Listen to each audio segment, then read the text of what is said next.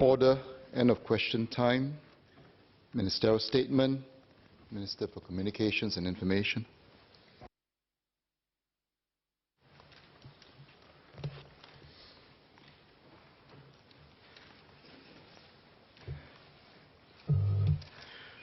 Thank you, Mr. Speaker. On 6th of August last year, I informed this House that I had convened a committee of inquiry into the cyber attack on SingHealth's database system.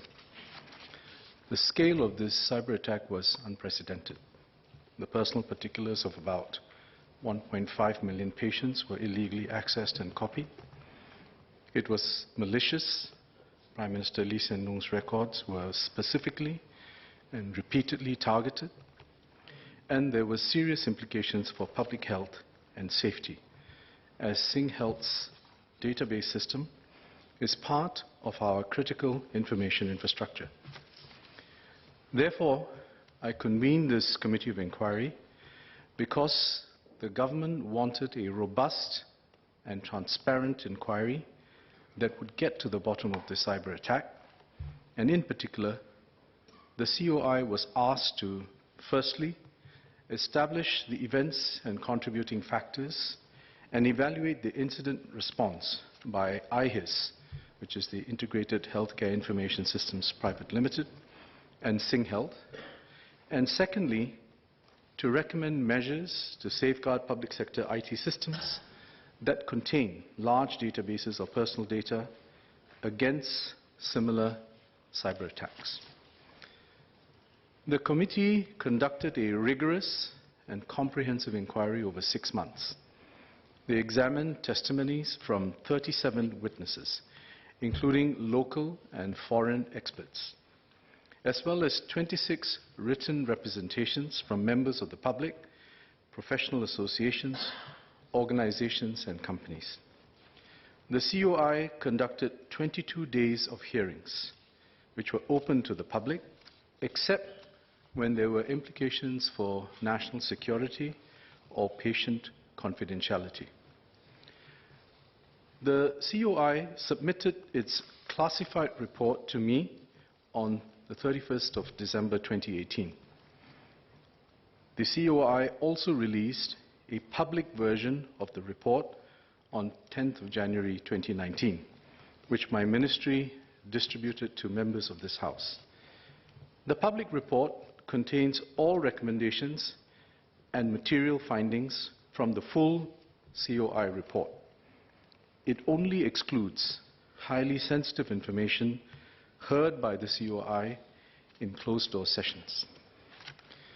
Mr. Speaker, with your permission, may I ask the clerk to distribute a note on the COI's findings and recommendations, please? Yes, please.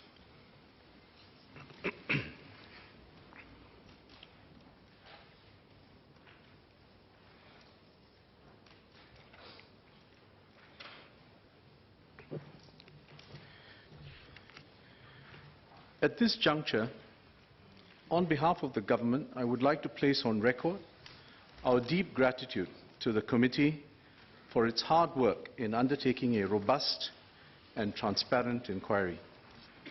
I would also like to thank the Attorney General's Chambers, investigators from CSA and CID, and MCI officers who supported the committee of inquiry, witnesses who gave evidence, as well as organizations, professionals, and members of the public who contributed their views and suggestions in the course of the inquiry. Let me now highlight the main findings of the COI. The Committee of Inquiry has been candid in its report, which establishes the sophisticated nature of the attacker, but also gives a detailed and stark account of shortcomings at the staff and system level that contributed to the failure to prevent the attack or limit its impact. Specifically, the COI found that while SingHealth fell victim to an advanced persistent threat group, the success of the attacker in obtaining and exfiltrating the data was not inevitable. IHIS and SingHealth should have been better prepared and more robust in their actions. If they had done so, the cyber attack could have been limited or even stopped. I will now go into the findings. First, the COI found significant shortcomings at the staff level. IHIS staff did not have adequate cybersecurity awareness, training, and resources to appreciate the security implications of their observations and to respond effectively to the attack. Also, certain IHIS staff holding key roles in IT security incident response and reporting failed to take appropriate or timely action, even when there were clear signs of an ongoing attack. However, and this is noteworthy, the COI also commended specific IHIS IT administrators who were vigilant, noticed the suspicious activity, and took the initiative to follow up. Second, the COI found a number of vulnerabilities, weaknesses, and misconfigurations at the technical level in the SingHealth network and database system, which allowed the attacker to obtain and exfiltrate the data.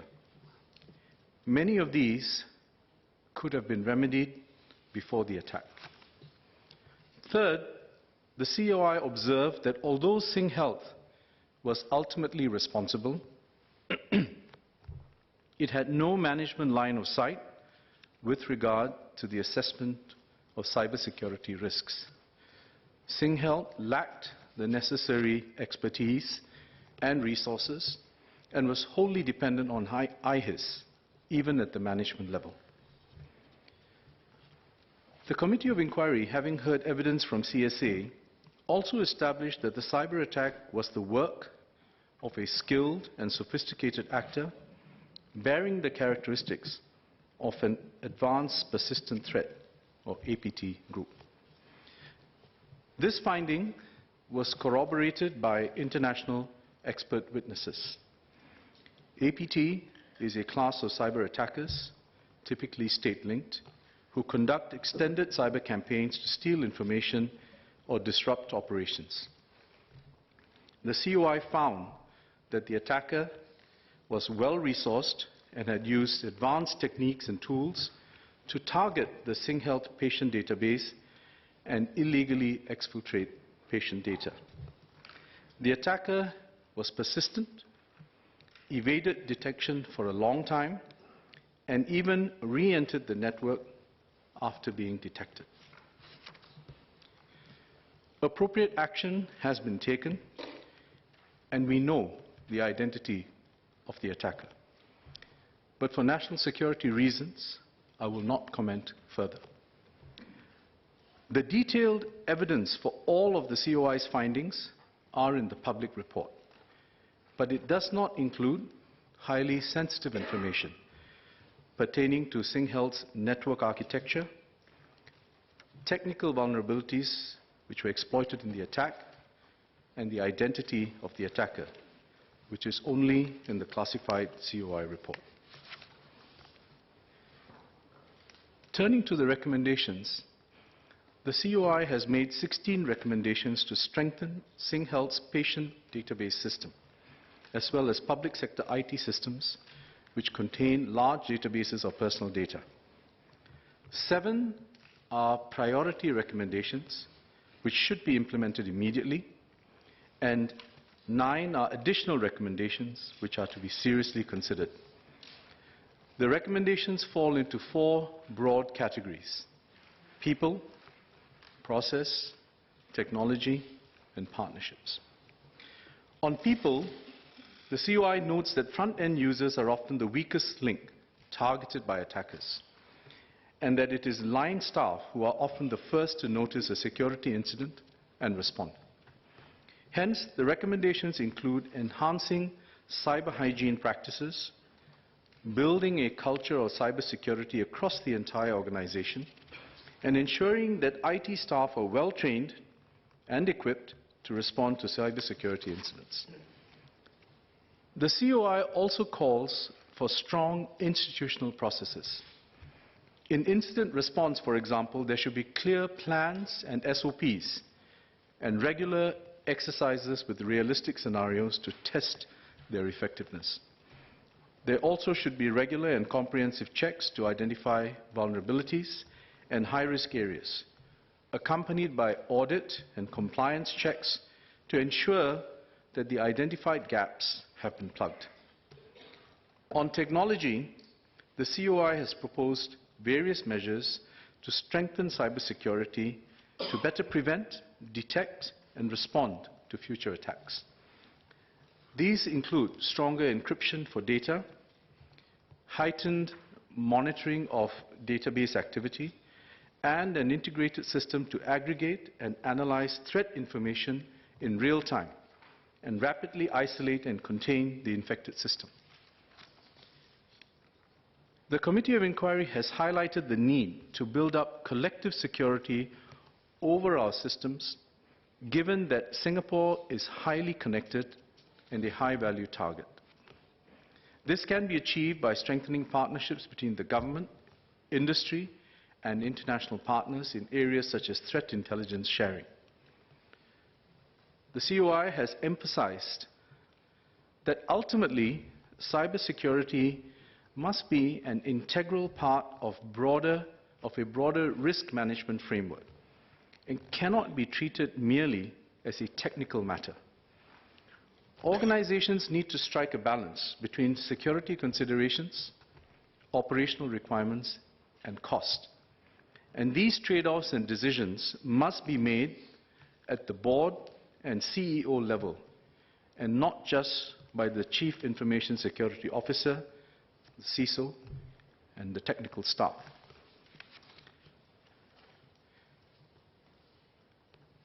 Mr. Speaker, the government accepts all of the COI's findings and recommendations.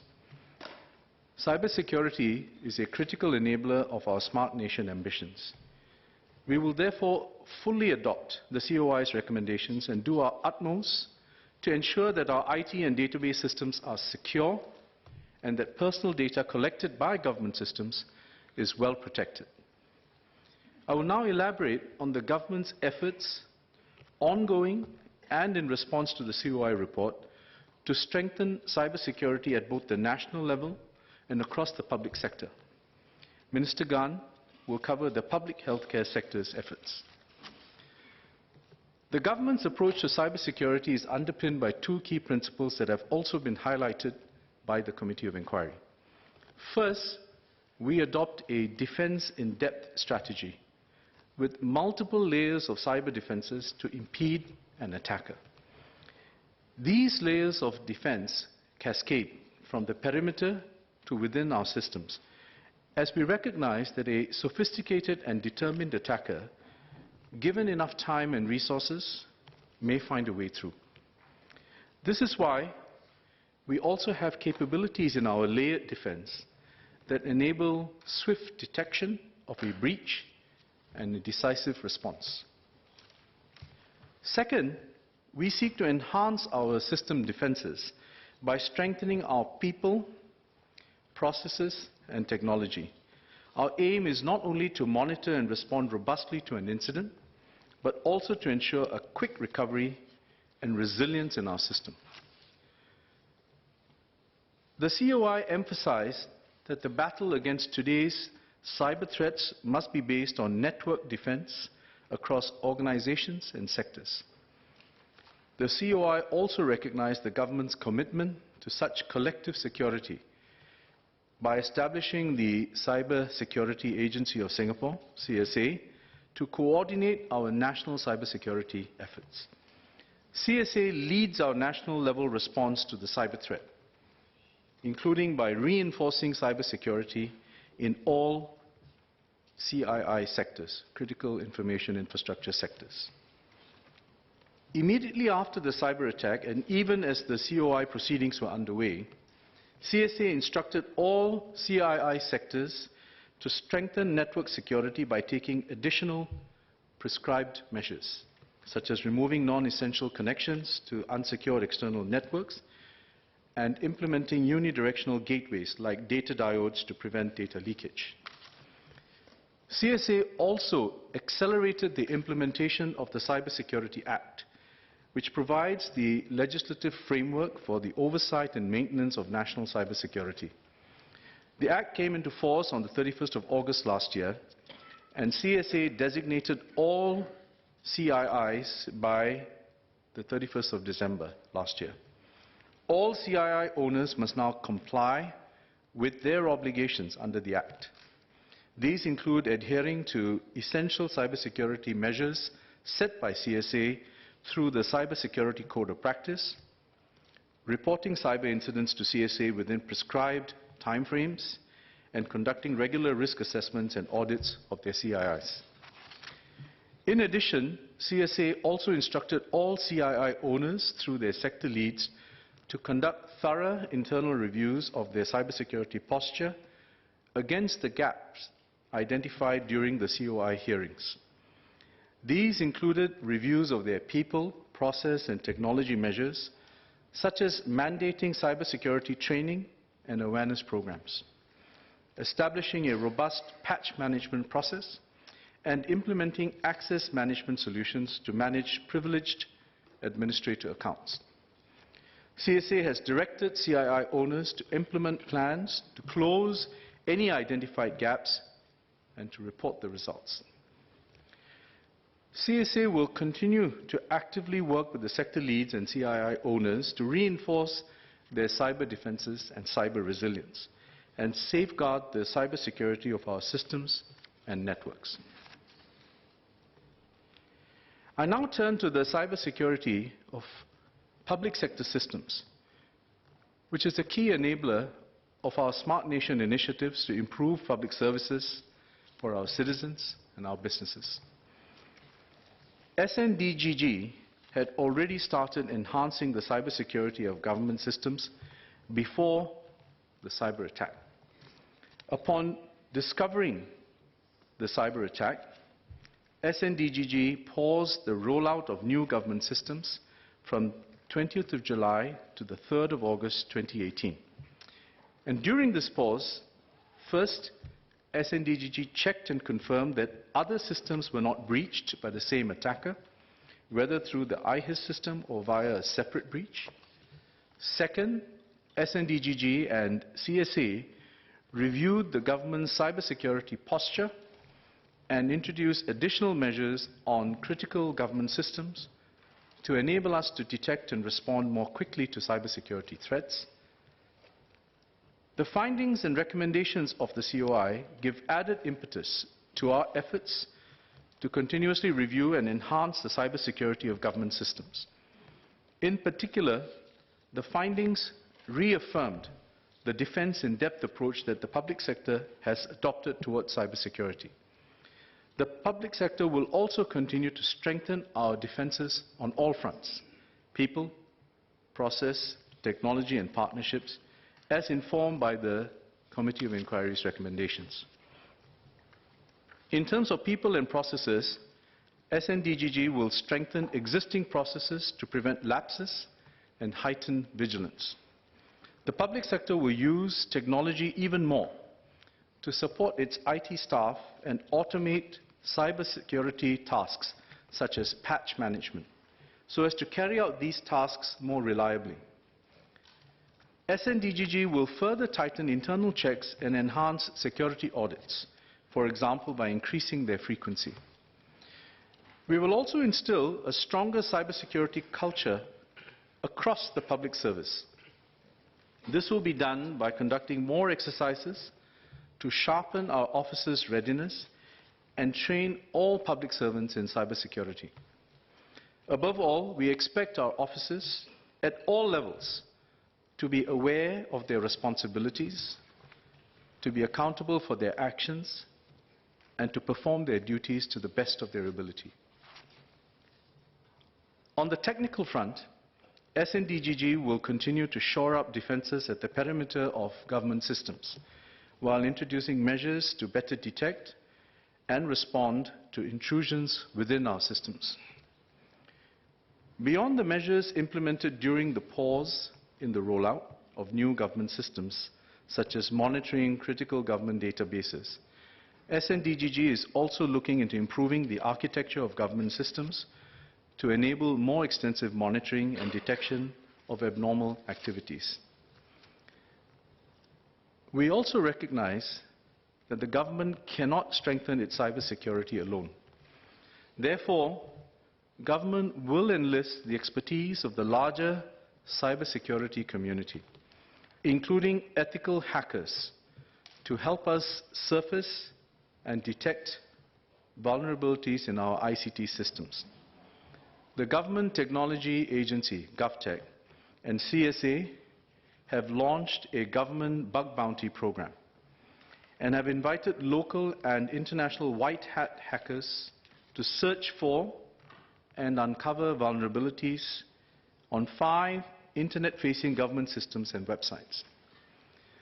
This will help us draw in a wide range of expertise to help identify cyber blind spots and benchmark our defenses against skilled global hackers. In terms of tracking the follow-up, CSA will oversee the follow-up on the COI's recommendations across all 11 CII sectors, which includes the public sector. To do this, CSA will work through the sector leads of the 11 CII sectors who are responsible to monitor implementation for their respective sectors and to report progress to CSA as the National Cybersecurity Authority. SNDGG, as sector lead for the government sector, will monitor implementation for government systems. We will then track overall progress via regular updates at the relevant ministerial committees. The Personal Data Protection Commission, PDPC, has also completed its investigations of the data breach incident. Both IHIS and SingHealth have been found to be in breach of the Personal Data Protection Act. PDPC has imposed a total financial penalties of $1 million, comprising $750,000 and $250,000 on IHIS and SingHealth, respectively. These are the highest penalties meted out by PDPC to date. The measures recommended by the COI will help us defend ourselves better against malicious cyber activities, including from international attackers. This was not the first instance where we were targeted, and it will not be the last. Our networks are continually probed for weaknesses and regularly attacked. A cyber attack of the scale and sophistication that was launched against SingHealth could also be mounted on any one of our major IT systems, threatening the safety and security of Singapore and Singaporeans, which are of paramount importance. Singapore is firmly committed to the establishment of a rules-based international order in cyberspace. We condemn all malicious cyber activity that seeks to undermine the integrity of the international political and economic system and violates the norms of behavior in cyberspace as set out in the 2015 UN Group of Governmental Experts Consensus Report. This includes the cyber-enabled theft of sensitive data. Such activities can have a disruptive impact on Singapore and internationally in our highly interconnected world. Singapore has consistently advocated that the international community come together to build consensus and develop a rules and norms-based international order in cyberspace, a cyberspace that fosters trust and confidence, and one where its users can remain safe and secure. This is consistent with Singapore's fundamental stand that a rules-based multilateral system is indispensable to secure peace and stability in the international arena. To this end, Singapore has been actively hosting and supporting regional and international discussions and cybersecurity programs aimed at building consensus on the rules of behavior in cyberspace. Singapore stands ready to work with all parties to toward closer international cooperation in the cyber and digital sphere. Mr. Speaker, sir, to conclude, the government takes seriously its responsibility of ensuring the cybersecurity of our systems that are vital to the provision of essential services. The findings and recommendations of the Committee of Inquiry into the SingHealth cyber attack have helped to sharpen our focus and given further impetus to our efforts to secure our systems and databases, especially against a sophisticated cyber attacker. But there is no permanent fix nor absolute cybersecurity. It is a constant battle against cunning adversaries with advanced capabilities. And we cannot let incidents like this derail our Smart Nation initiatives that can enhance our economic competitiveness and deliver better public services for the benefit of our citizens. We will do our utmost to strengthen Singapore's cyber defense capabilities and prevent cybersecurity breaches. However, if a breach occurs despite our best efforts, we must have the capability to detect it quickly and respond robustly to minimize the damage. Our people must stay resilient in the face of such a continuing threat while doing their part for our cyber defense. We will learn from this incident, emerge stronger, and uphold the trust of Singaporeans.